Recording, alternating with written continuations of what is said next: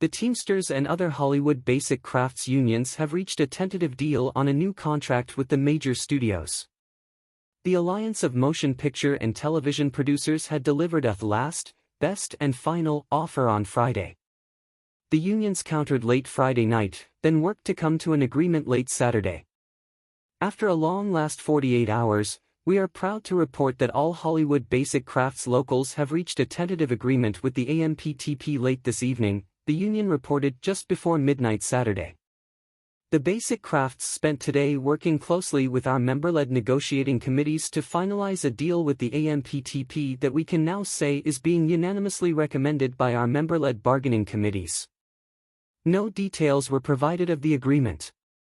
Teamsters Local 399 was set to have a membership meeting Sunday and would offer further information. The union had sought a double-digit increase in wages, along with strict protections against subcontracting and driverless trucks.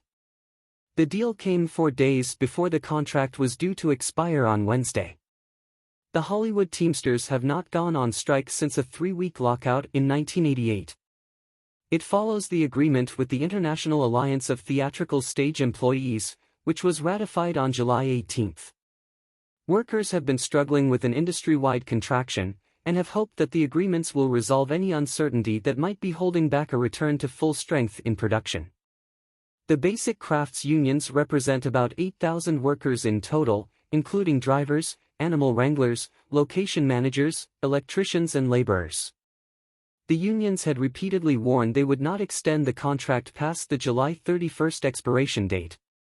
The unions had already settled the issues related to the health and pension plans, which were negotiated jointly with IATSE.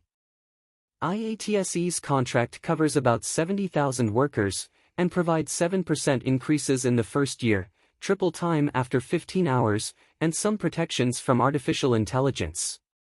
Though the IATSE negotiation went relatively smoothly, with few outward signs of tension, the Teamsters had warned repeatedly that the two sides were far apart. The union held a webinar on July 14 with Lindsay Doherty, the head of Local 399, and Sean O'Brien, the general president of the union. "I want to be clear," Doherty said in the webinar. "We aren't looking for a strike.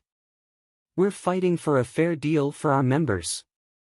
We won't, however, bargain against ourselves. We won't be intimidated to take our priorities off the table, and we won't be taking any concessions.